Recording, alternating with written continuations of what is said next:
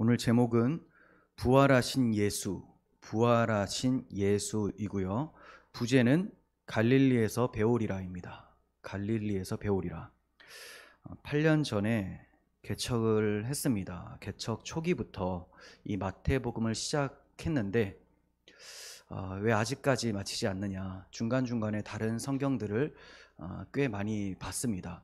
그러다가 저에게 이거 빨리 복음서를 마쳐야지 나머지 서신서도 하고 할 텐데, 이 복음서가 기본이 되어야 되는데, 전제가 되어야지 바울이 전했던 복음도 더 잘 이해할 수가 있을 텐데 하면서 좀 부담이 있었는데, 이제 우리가 28장 마지막 장에 이르게 되었습니다. 네. 그래서 지금까지 쭉 연결해서 우리가 강해를 들었던 것이 아니라 중간중간 띄엄띄엄 들었기 때문에 잘 연결이, 크게 그림이 안 그려질 수가 있어요. 그렇다면 여러분들께서 다시 한번 마태복음 강해를 잘 들어보시고 큰 그림을 또 잘 그려갈 수 있었으면 좋겠습니다. 마태복음은 마지막 장에서 주님이 부활하셨다라는 소식을 선포하고 있고, 또 이 주님의 부활을 목도한 주의 제자들, 증인들로 세우셔서 온 천하에 주의 복음을 전파하는 사람으로 보내시는 그런 내용이 담겨져 있습니다. 주의 부활 소식과 증인을 세우심과 온 천하의 복음을 전파하라는 명령으로 28장이 구성이 되어 있어요. 그리고 부활로 마치는 것이 4개의 복음서가 다 마찬가지로 마치고 있습니다. 이것은 복음의 성취가 부활로 이루어진다라는 것을 나타내기 위해서입니다. 자, 이제 1절부터 4절까지 보도록 합니다. 자, 1절.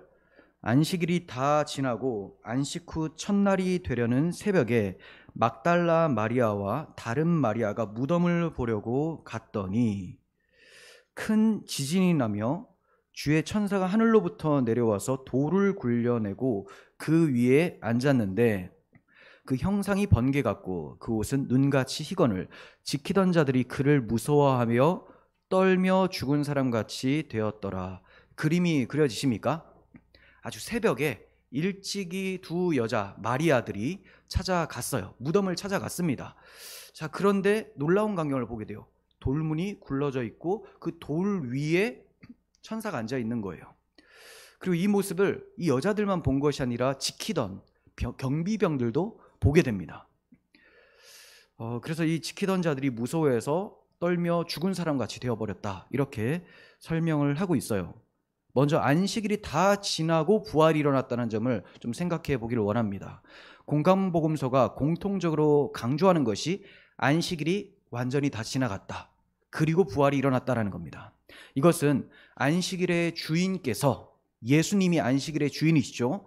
안식일의 주인께서 십자가에서 죽으심과 안식일의 무덤에 장사된 바 되신 것으로 인해서, 그리고 부활하심으로 우리의 죄로 인하여 깨어진 안식을 우리에게 회복시켜 주시려는 것이 드러나고 있는 겁니다. 그래서 안식일에 무덤에 계셨다, 안식일에 하나님과 함께 계시고 하나님과 가장 찬란하게 빛나는 영광 가운데 계셔야 되는 분이 죽으시고 장사되셨다.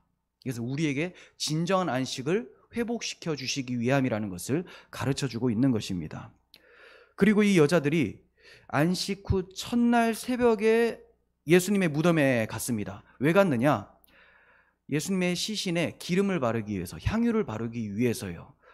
안식일에 가면 좋겠지만 안식일은 움직여서는 안 되는 거죠.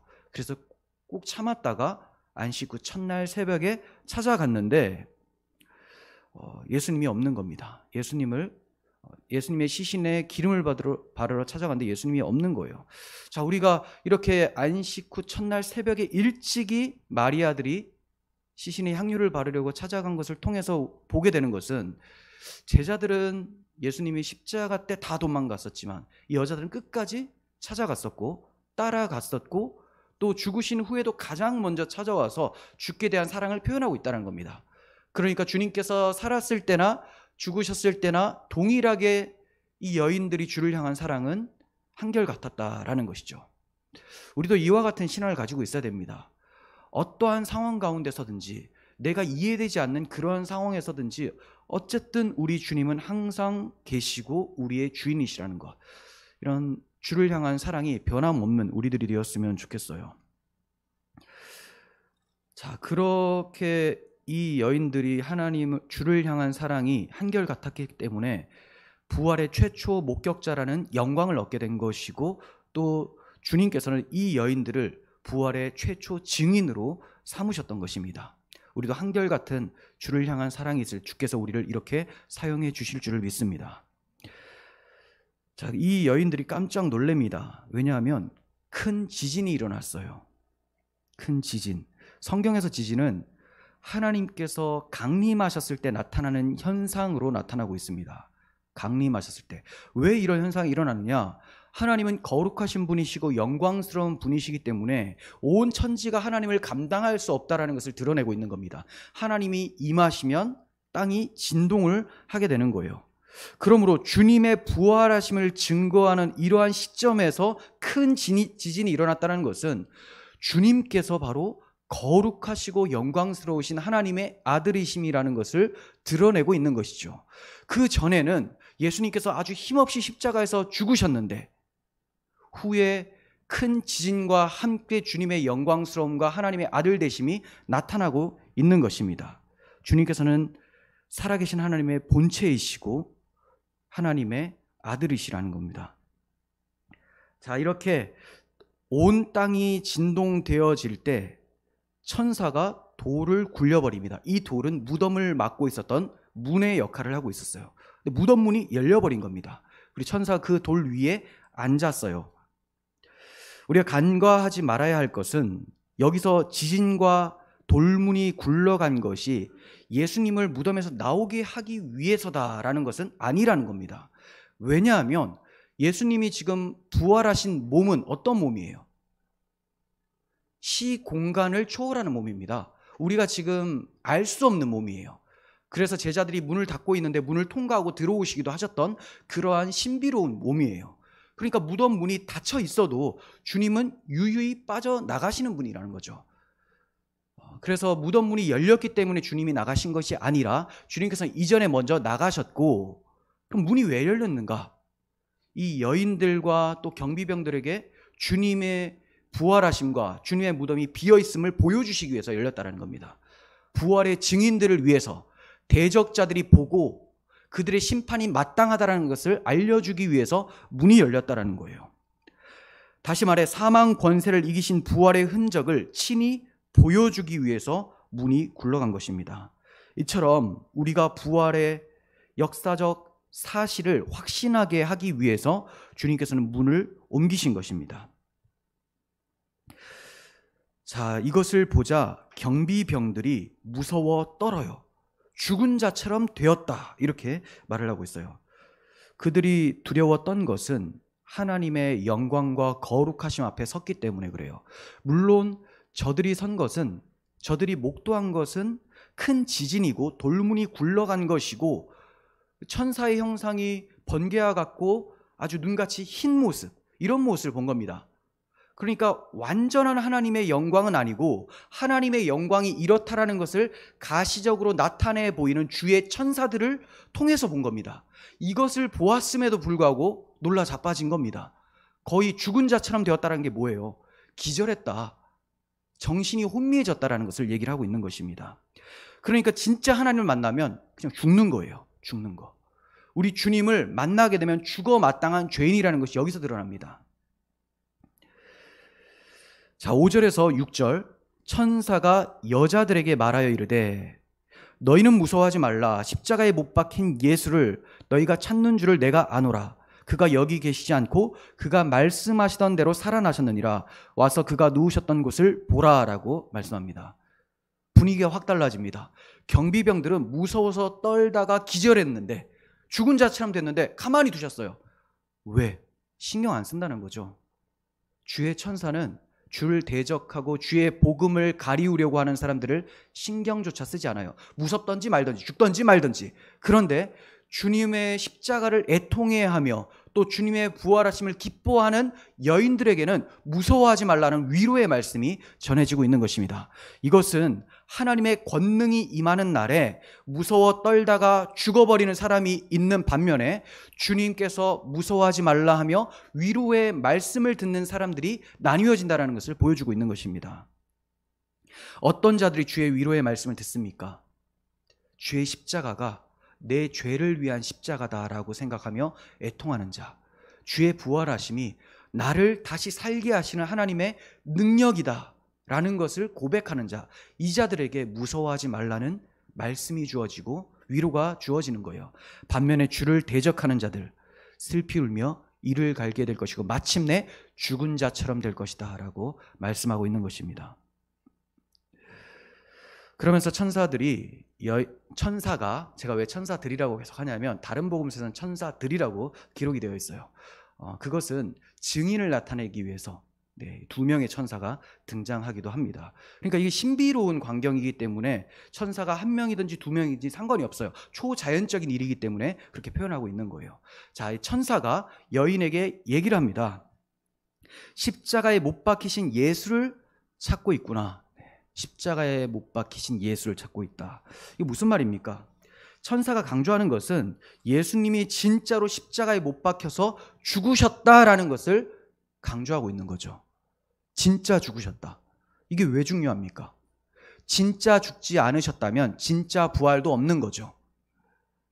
워낙 대적자들이 예수님이 부활하신 것이 기절한 것이다, 시신이 도둑질 당한 것이다, 이렇게 생각하는 사람이 많은 거예요. 그래서 천사들도 증언합니다. 너희가 십자가에 못 박혀 죽으신 그 예수를 찾고 있구나. 그런데 그분은 살아나셔서 지금 이곳에 없다라고 말씀하고 있어요. 여러분, 분명히 죽었다면 분명히 부활한 것이 됩니다. 주님의 죽음이 분명할수록 주님의 부활하심도 분명해지는 거예요. 그러니까 마귀들이 끊임없이 자기의 하수인들을 통하여서 부활을 기절설이다, 도둑설이다 이렇게 말하는 이유가 뭐냐? 주님의 십자가조차를 부정하기 위해서예요. 주님의 십자가조차. 그러니까 부활이라는 것은 그냥 거듭남, 영적인 것을 얘기한다, 그것만을 얘기를 하는 게 아니죠. 거듭남은 이미 일어났고 마침내 우리의 몸의 부활까지 일어날 것을 가로막기 위해서 마귀가 하수인들을 보내서 지금까지도 대적을 하고 있는 거예요.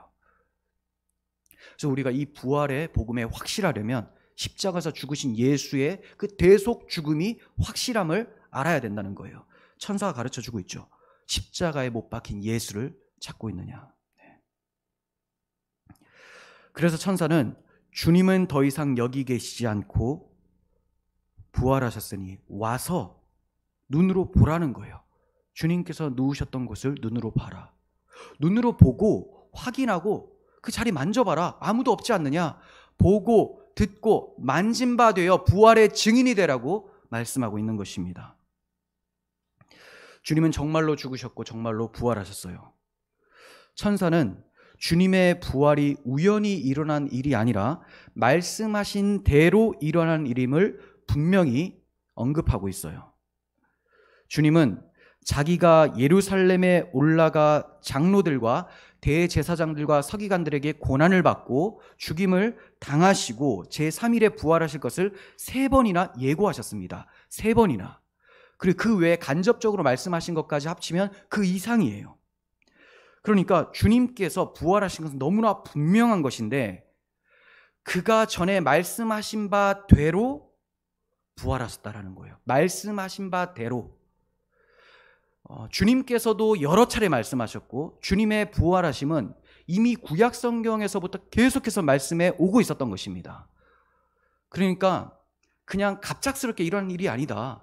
너희 다 알고 있지 않느냐? 성경을 열심히 연구한 너희들 당연한 사실 아니냐?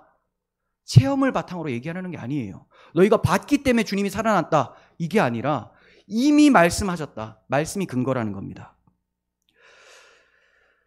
제자들조차도 구약 성경에 예언되었었던 주님의 부활을 알고 있었지만 믿을 수가 없었습니다. 그래서 성령께서 임하신 거예요. 성령께서 왜 강림하셨습니까? 그리스도를 증언하기 위해서. 더 구체적으로는 그리스도께서 십자가에서 진짜로 죽으셨고 무덤에서 진짜로 몸을 입고 살아나셨다. 이것을 증언하라고 임하신 것입니다.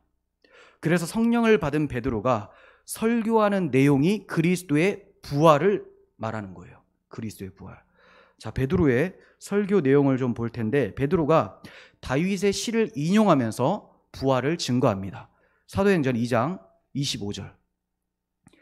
다윗이 그를 가리켜 이르되, 자, 잘 보셔야 돼요. 다윗의 고백인데 그를 가리켜 말한다. 그가 누구예요? 예수님에 대해서 얘기를 한다는 거예요. 근데 이걸 읽다 보면 다윗이 자기에 대해서 얘기를 하는 것 같아요. 1차적으로는. 그런데 다윗이 결국은 자기를 통하여서 예수 그리스도를 계시하고 있었다.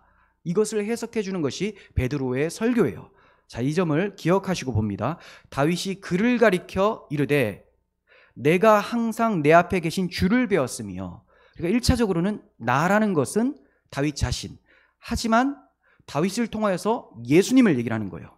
자, 내가 다윗과 동시에 예수님, 항상 내 앞에 계신 주를, 여기서 주는 하나님입니다. 항상 하나님을 보고 있었다.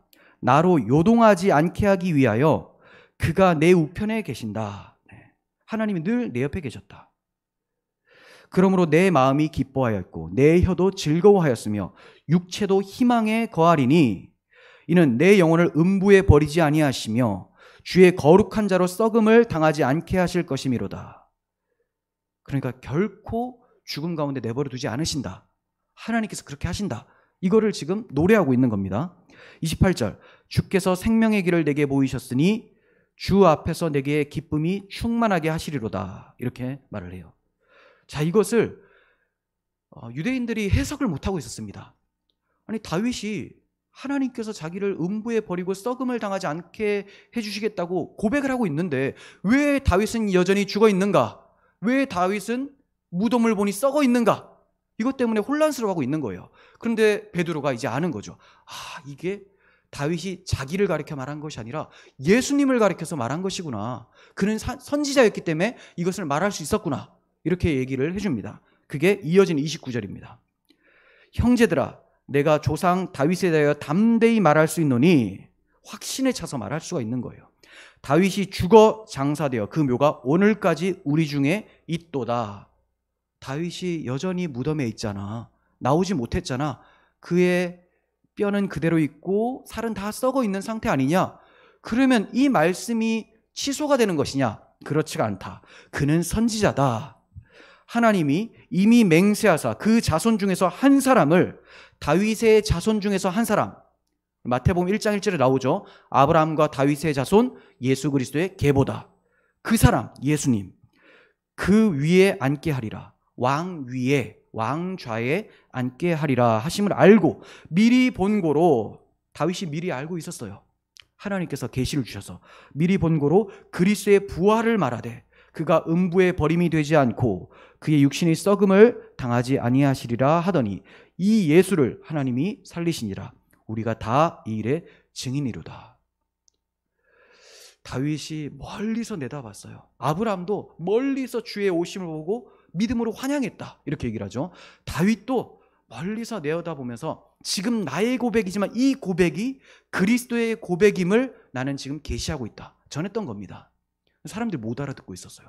하지만 주님의 부활하심을 목격한 12사도들, 우리가 다 이 일의 증인이다. 이렇게 말을 하고 있는 거예요. 우리는 봤다. 우리는 봤다.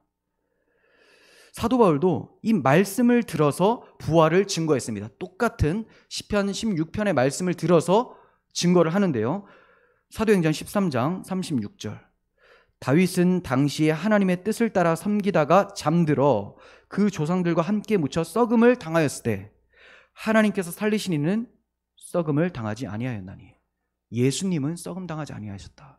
그러니까 다윗은 예수 그리스도의 예표로서 존재했던 인물이지 다윗이 진짜 이스라엘을 구원할 자는 아니었다라는 겁니다. 예수님을 대망하라고 보내주셨더니 이 사람들이 어떻게 생각합니까? 다윗과 같은 메시아를 계속 원하고 있는 거예요, 사람들이. 오늘날에도 다윗과 같이 어떤 정치인이 나타나서 우리나라를 독립시켜주고 해방시켜주고 부강국으로 만들어주고 정치적 안정을 가져올 그런 대통령을 생각하고 있는 거, 이거 기독교인이 할 생각이 아니라는 겁니다. 기독교인들은 그리스도를 제대로 바라볼 수 있도록 도와주는 대통령, 그냥 복음을 가로막지 않는 대통령, 이 정도면 되는 거예요. 그리스도께서 오셔서 우리를 온전히 통치할 것을 내어다보는데 방해하지 않는 대통령. 그래서 결국은 누가 우리의 대통령이냐, 누가 우리의 왕이시냐? 다윗의 자손으로 오실 예수 그리스도시라는 거죠. 자, 이렇게 그리스도가 오실 것, 그리스도가 부활하실 것과 다시 오실 것을 미리 기록이 되어 있었던 것, 이게 성취가 되었다. 이제 남은 것은 다시 오심 하나밖에 없다. 바울이 얘기를 하고 있는 것입니다. 베드로나 바울은 부활하신 주님을 목격한 사람들이에요. 우리는 눈으로 못 봤죠. 그런데 사도들은 봤어요. 그런데 저들이 증거할 때는 내가 봤다에 초점 두지 않고 말씀대로 살아나셨다, 이것에 초점 두고 있습니다. 우리는 다만 말씀대로 살아나신 그분을 봤다, 이렇게 얘기를 하고 있는 거예요.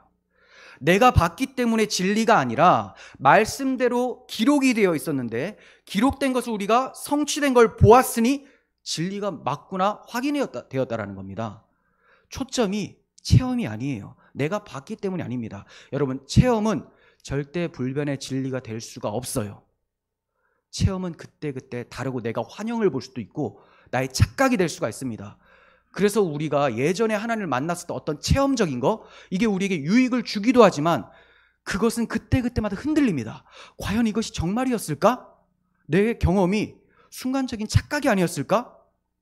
그렇게 된다는 거예요. 그럼 우리가 이렇게 흔들리는 상황 가운데서 어떻게 흔들리지 않을 수 있습니까? 반석이신 예수 그리스도의 말씀, 그 말씀이 우리를 흔들리지 않게 한다는 거예요. 말씀이 없으면 내 경험도 아무것도 아니라는 겁니다.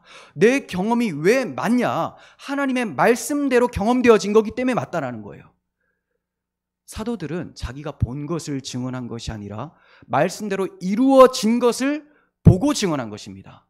중요한 것은 말씀이에요. 그래서 주님께서도 천지는 없어질지언정 내 말은 없어지지 아니할 것이다, 이렇게 말씀하셨어요. 여러분, 하나님이 말씀하셨다면 엄청난 기적도 평범한 일처럼 일어나요.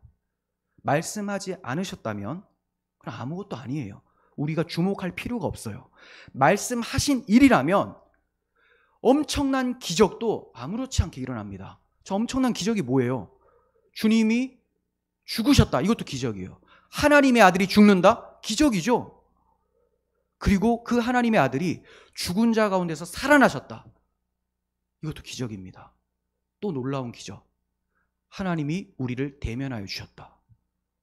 죄로 죽어있던 우리가 그리스도의 보배로운 피와 부활하심으로 다시 살아나게 됐다, 이 기적이죠. 가장 최대의 기적은 내가 예수 믿은 거 아닙니까? 죄인이 하나님을 아버지라고 부를 수 있는 거, 이 최대의 기적 아닙니까? 근데 이게 어떻게 일어나게 되었어요? 주님이 말씀하셨기 때문에, 우리를 그렇게 만들어내시겠다고 약속하셨기 때문에. 창세기 21장 1절 보시면 엄청난 기적이 일어나요. 100세의 아브람과 90세의 사라로부터 아들 이삭이 태어납니다. 자, 그 일이 어떻게 일어났느냐? 우연히 된 일이 아니에요. 말씀의 능력입니다. 여호와께서 말씀하신 대로 사라를 돌보셨고, 여호와께서 말씀하신 대로 사라에게 행하셨으므로 사라가 임신하고 하나님이 말씀하신 시기가 되어 노년의 아브라함에게 아들을 낳으니 기적이 일어났다. 말씀대로 기적이 일어났다. 그러니까 말씀대로 살고 말씀 의지하는 사람들은 계속 기적을 보는 사람들입니다. 먼저는 자기를 기적의 주인공으로 보는 사람이죠. 내가 예수 믿다니. 그리고 내 주변의 사람들이 계속 기적을 일으키고 있는 것을 보게 돼요. 저들도 예수를 믿으니까 또 기적이 일어나는 거예요. 하나님의 기적이 말씀대로 저들에게 계속 일어나는 것을 보면서 살아갑니다. 그러니까 막 누가 병고침을 놨다, 이것에 막 놀라지 않아요. 더 큰 기적이 있는데, 죽었던 자가 살아나서 하나님을 섬기고 있는데 이 육신이 죽은 것이 뭐가 대수입니까?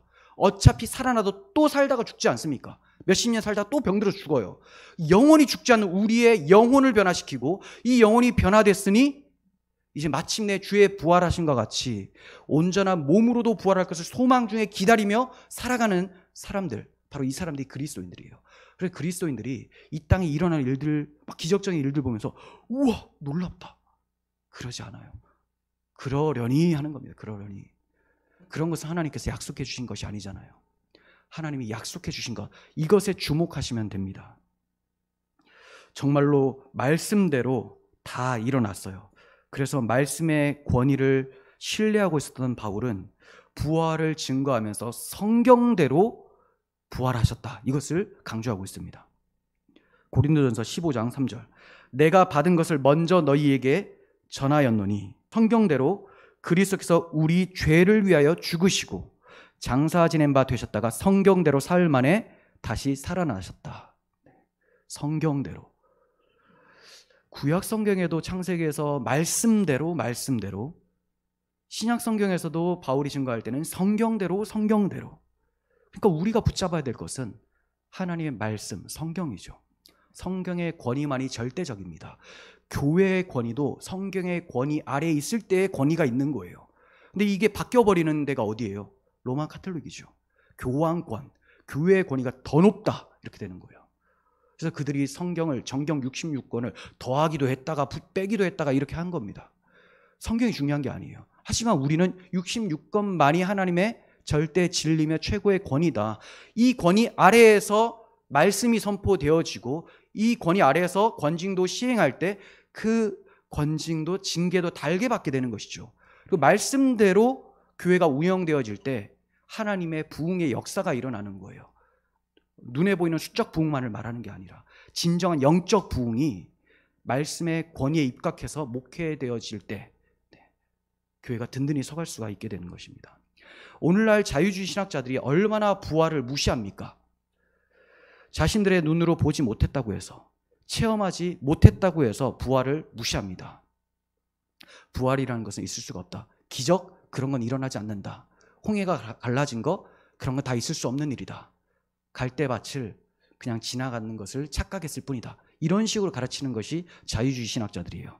이게 어떤 자들입니까?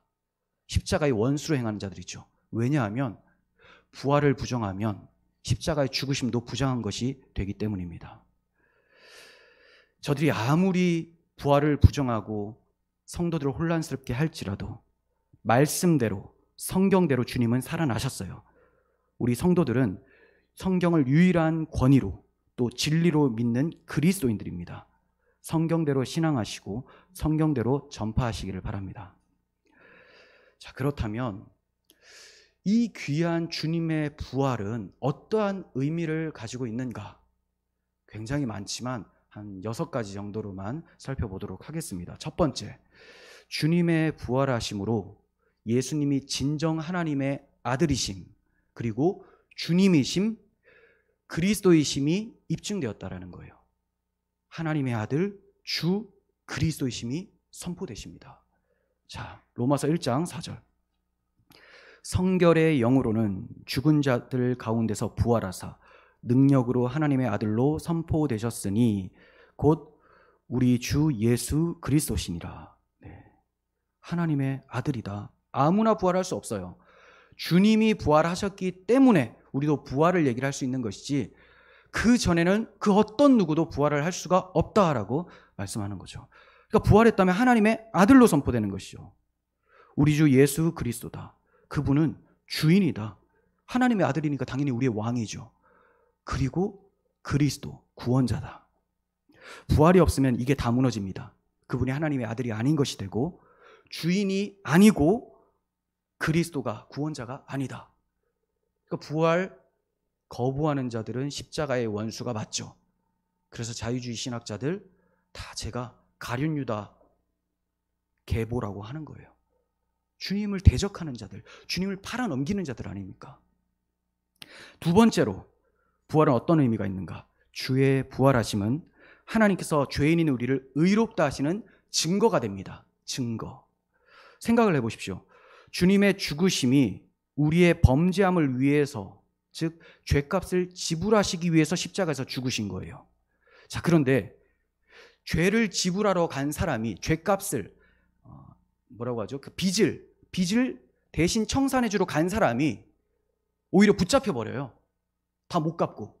붙잡혔다는 건 뭐예요? 청산이 안 됐다라는 거죠. 예수님께서 우리의 죄값을 갚으시기 위해서 십자가에서 죽으셨어요. 무덤에 장사됐습니다. 근데 안 살아나요. 이게 뭐예요? 아직까지 다 청산이 안 됐다는 겁니다.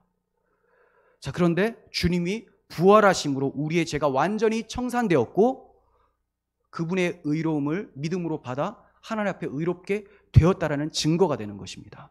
주님이 부활하지 않으면 죄의 대속도 없고 의롭다함도 없게 되는 것이에요. 자, 로마서 4장 25절.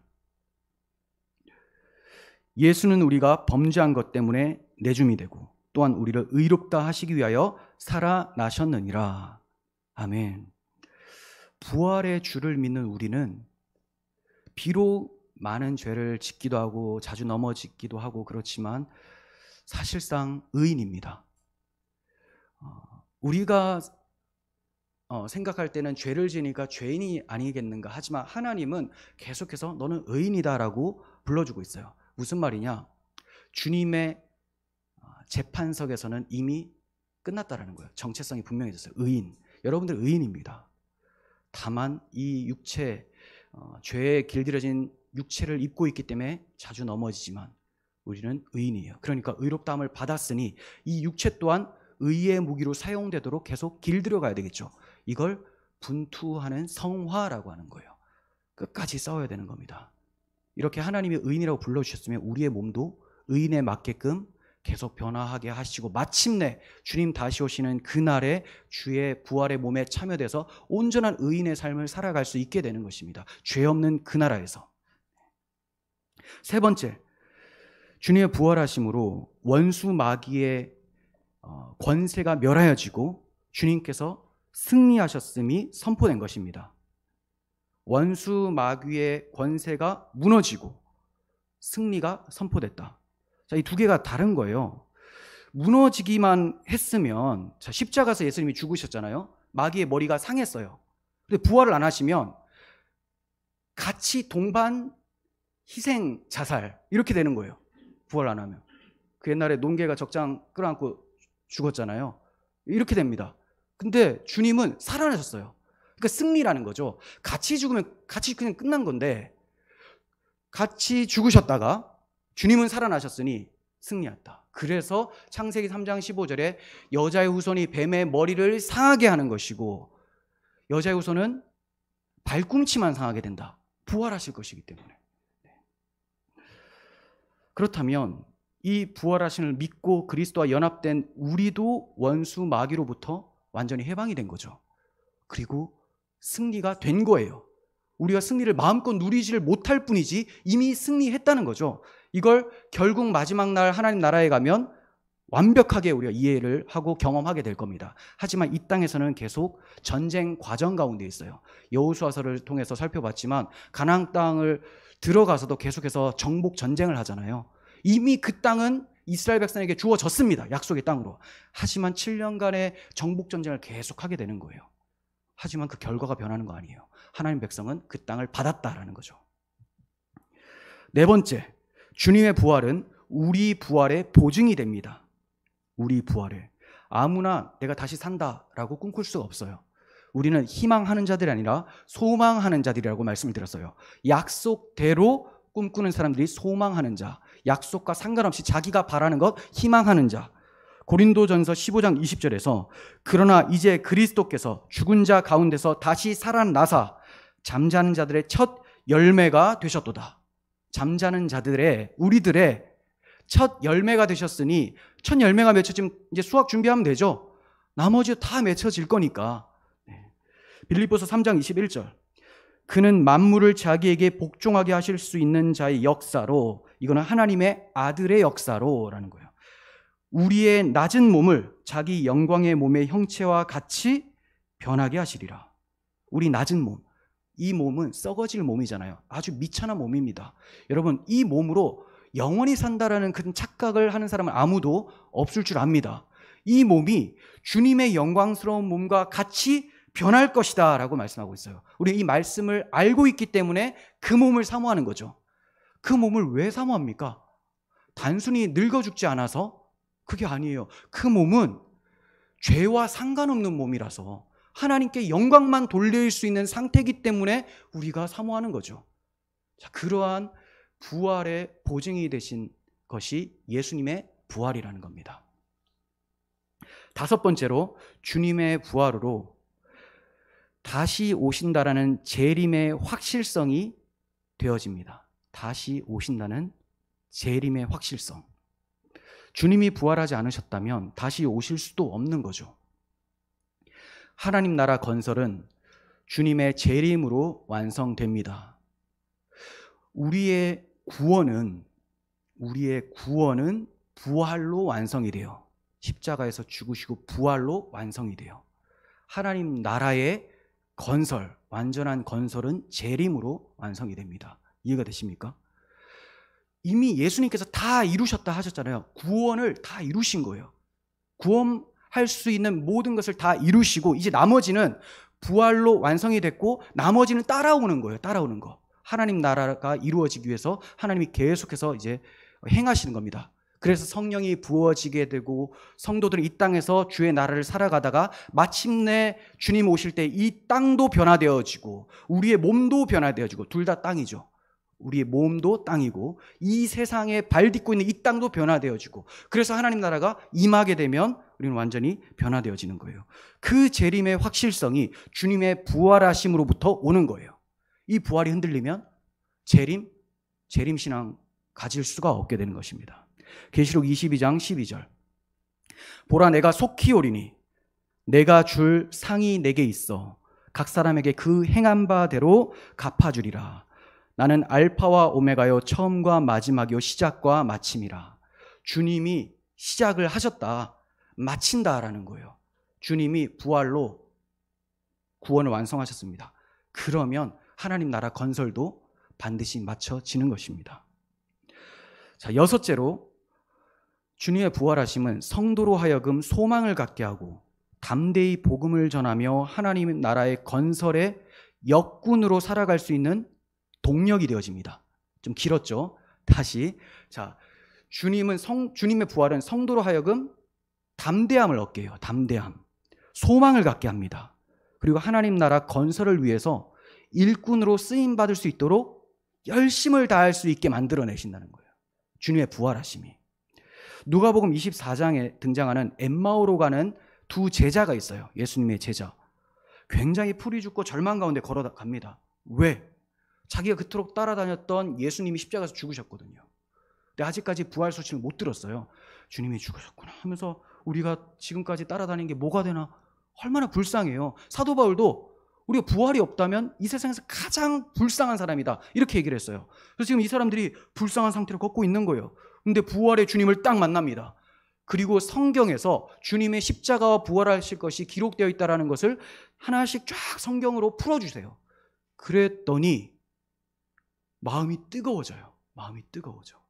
부활하신 주님을 만나고 성경대로 부활하셨다는 걸 확신하니 마음이 뜨거워지고 그 즉시로 엠마오로 가는 것이 아니라 예루살렘으로 가요. 거기서 이제 제자들과 함께 만나서 성령 받는 무리에 속하게 되겠죠. 왜 예루살렘으로 갑니까? 다시 복음을 전파하는 하나님의 자녀로 서기 위해서, 제자들로. 그래서 가게 됩니다. 그러니까 부활의 주를 만나자 절망 가운데 있었던 사람들이 동력을 얻게 되는 거예요. 담대함을 얻게 되는 것입니다. 하나님 나라의 일꾼으로 사용이 되어지는 겁니다. 부활 신앙 없으면 아무 일도 못해요. 무슨 소망이 있어야지 할 거 아닙니까? 부활 소망 가진 자들은 절대로 절망치 않아요. 그래서 바울이 순교 직전에 썼던 디모데후서에는 바울 자신의 신앙 고백과 그 자세가 잘 나타나 있습니다. 디모데후서 2장 11절 보시면 순교하기 직전이에요. 그런데 뭐라고 합니까? 미쁘다 이 말이요 우리가 주와 함께 죽었으면 또한 함께 살 것이요 참으면 또한 함께 왕노릇할 것이요 많은 고난들 잘 인내하면 무엇으로 인내하느냐? 주님과 함께 살 것이라는 그 소망으로 인내하는 거예요. 왕노릇할 것이요 우리가 주를 부인하면 주도 우리를 부인하실 것이라. 우리는 미쁨이 없을지라도 주는 항상 미쁘시니 우리는 주님 앞에 믿음직하지 못해도 주님은 늘 우리의 믿음의 대상이 되니 자기를 부인하실 수 없는 분. 그러니까 이게 뭐예요?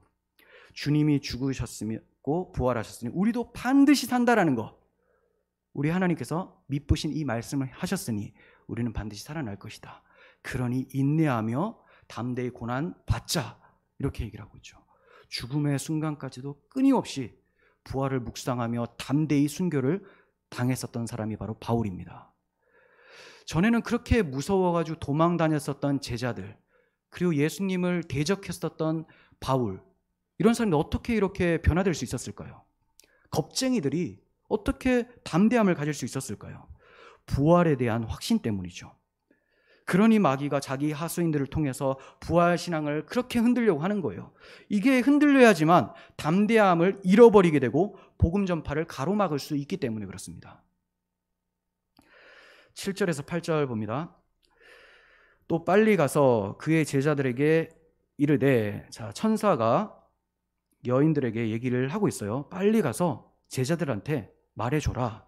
그가 죽은 자 가운데서 살아나셨고 너희보다 먼저 갈릴리로 가신다고 전해라.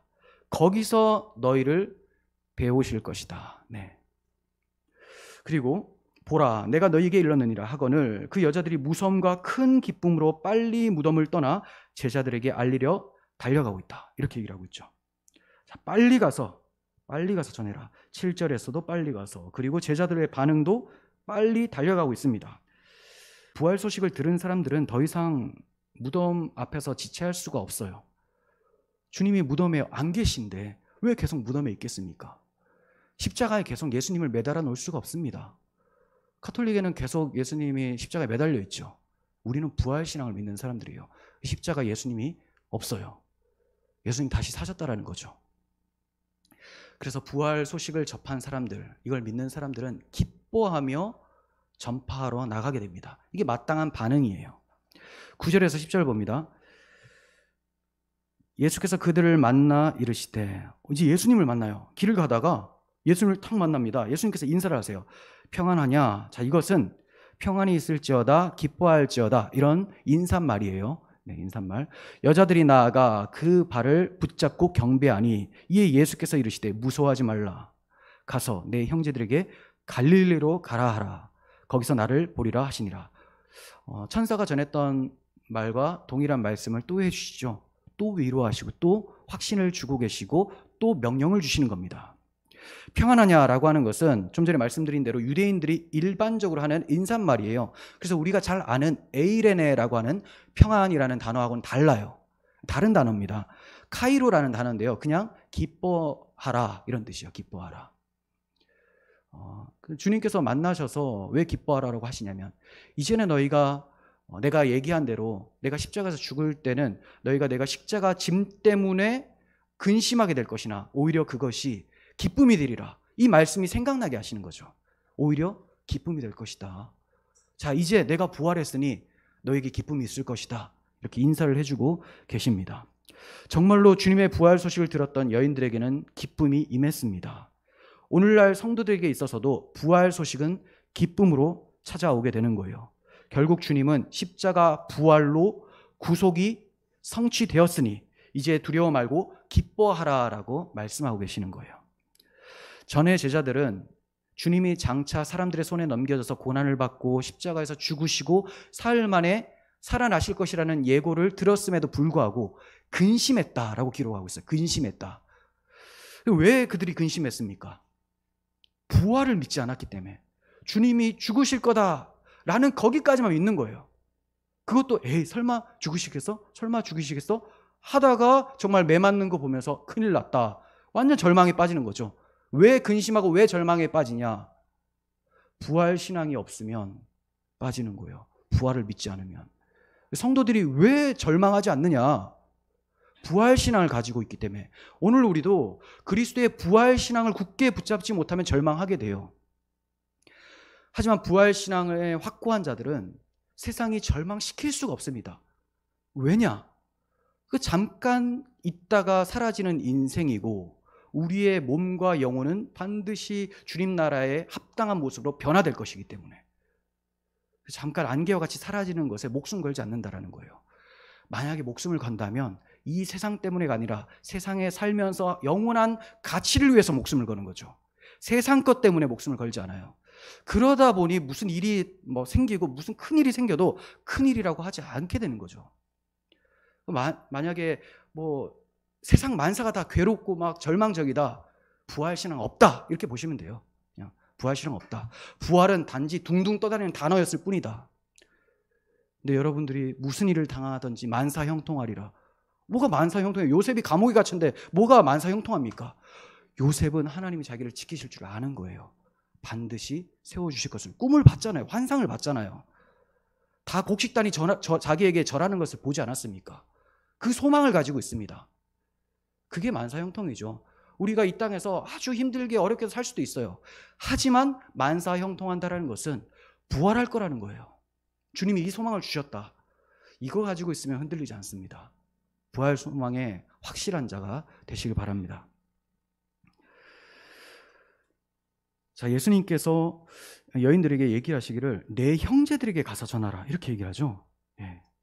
내 형제들에게. 참 감격스럽고 감사하고 면목 없는 표현입니다.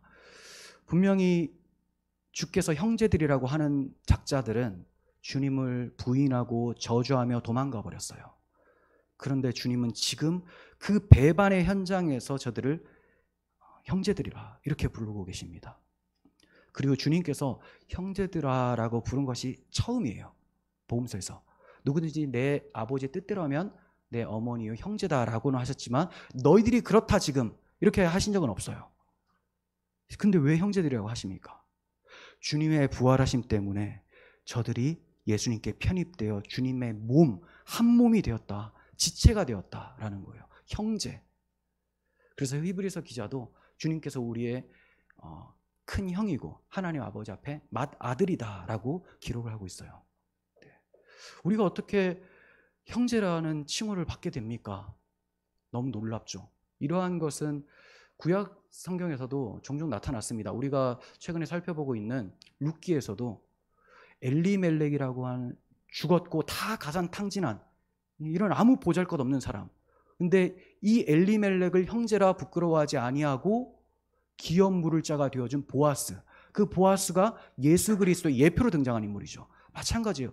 우리가 마귀에게 속해가지고 완전히 다 털려가지고 아무것도 아닌 존재. 그런데 주님께서 우리를 형제라 하기를 부끄러워하지 아니하시고 우리의 기업을 회복시켜 주세요. 나의 영원하신 기업 하나님을 다시 선물로 주시는 분이 예수님이라는 겁니다. 자기가 하나님 앞에 외면당하심으로 이렇게 우리를 형제라 불러주시는 주님, 당연히 사랑해야 되지 않겠습니까? 예수님께서 천사가 말한 대로 거기서 내 형제들과 내가 갈릴리에서 만나겠다 이렇게 말씀하세요. 갈릴리에서. 예수님께서 부활하신 후에 왜 갈릴리에서 만나자고 하실까요? 첫 번째는 갈릴리라는 지역이 굉장히 멸시천대받는 지역이었습니다. 멸시천대받는 지역. 그런데 주님이 나사렛 사람으로 알려져 있죠. 원래 베들레헴에서 태어나셨는데 왜 그러시냐? 멸시천대받는 지역에서 나셔서 거기서 생활하시다가 그 멸시천대받는 자들을 구원하시기 위해서요. 우리의 연약함을 이해 못하시지 않고 동정하시는 분, 똑같이 우리와 같이 가난한 자가 되어주셔서 우리를 부욕해 하시기 위해서 그렇게 갈릴리로 사셨다는 겁니다. 가셔서.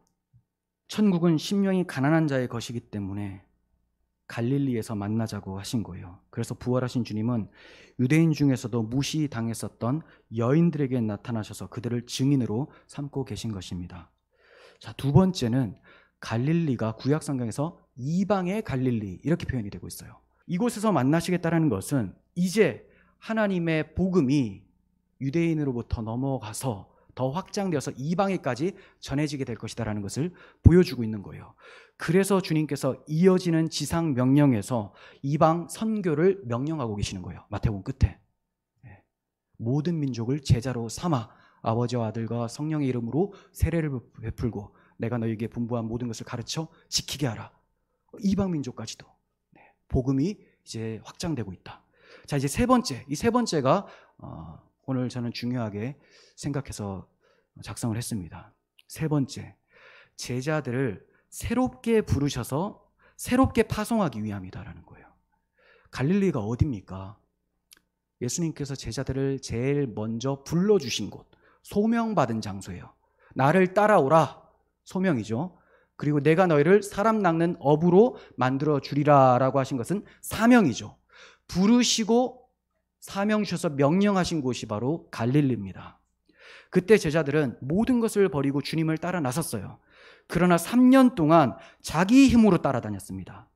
더 높은 자리를 차지하기 위해서 주님을 따라다닌 거예요. 그런데 이제 주님을 부인해버렸습니다. 도망친 자들이 되어버렸습니다. 열심으로 자기 힘으로 자기 의지로 따라간 결과가 주님을 부인하고 저주하며 도망자가 되어버린 것, 주님의 원수처럼 되어버린 거예요. 그러니까 이런 상태로 계속 있으면 안 되겠죠. 지금까지 저들의 열심이 십자가 앞에서 완전히 산산조각 났다는 것을 주님께서 보여주시고 이제 다시 갈릴리로 오라 하셔서 다시 부르시는 겁니다. 다시 사명 주시는 거예요. 부활하심을 목격하게 하심으로 담대함과 소망을 갖게 해주시고 이제 자기 힘을 다 빼고 오직 주의 이끄심을 따라 걷도록 만들기 위해서 갈릴리로 오라, 거기서 만나자라고 하고 계신 거예요. 전에는 스스로 띠뛰고 자기들이 원하는 곳으로 다녔지만 이제 후로는 남이 띠뛰고 원하지 아니하는 곳으로 다니게 하겠다라는 그 말씀을 하기 위해서 부르고 계신 것입니다.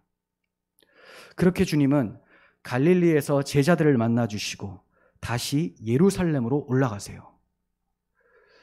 그리고 제자들도 다시 예루살렘으로 올라갑니다. 전에 예루살렘에 올라가던 것과는 완전히 마음 자세가 달라요. 전에는 어떻게 올라갔어요? 주님하고 같이 예루살렘에 입성하면 한 자리 하는 거 아니야? 신이 나서 올라간 거예요.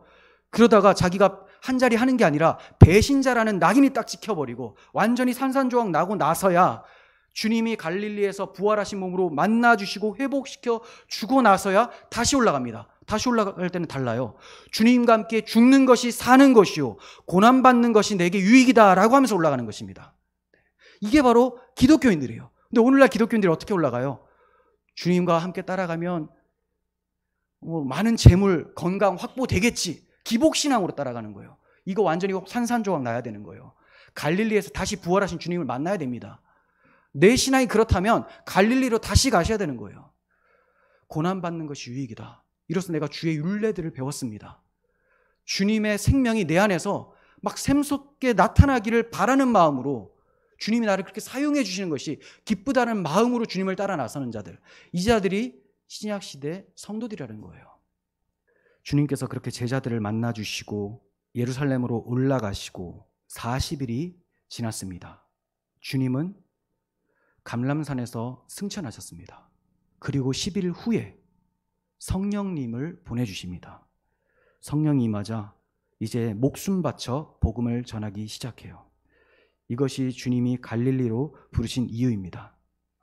우리도 만일 복음을 알지 못하거나 자기 힘을 의지하다가 절망한 상태라면 다시 갈릴리로 내려가야 됩니다. 자신에 대해서 절망한 그 자리에서 갈릴리로 오라 하시는 주님의 음성을 들을 수가 있습니다. 거기서 부활의 주를 만나시고 복음으로 무장하여 성령 충만함을 받고 땅끝까지 주의 증인으로 살아갈 준비를 해야 되는 거예요. 여러분들께서 주님을 처음 만났었던 갈릴리는 어디입니까? 여러분, 첫사랑을 회복하시고 그 회복된 그 자리에서 다시 새로움으로 충성되게 헌신하는 우리들 되었으면 좋겠습니다. 기도하겠습니다. 하나님 아버지, 늘 주님을 배반하며 주님의 도를 거슬렀던 저희들의 모습을 생각해 봅니다. 주님, 저희의 완고함들, 저희의 삶의 현장에서 깨닫게 하여 주시고 십자가 앞으로 인도하셔서 완전히 우리의 죄인됨을 폭로해 주시고 다시 갈릴리로 불러주셔서 부활의 주님을 만나게 하심으로 부활 소망 갖고 이제는 담대히 주를 위해 고난받는 것이 유익이라고 하며 주와 죽는 것이 사는 것임을 알고 복음 증거하는 저희들 되게 하여 주시옵소서. 부활의 증인으로 살아가는 영광을 우리 모두에게 허락하여 주시옵소서. 우리 구주 예수 그리스도의 이름으로 기도합니다. 아멘.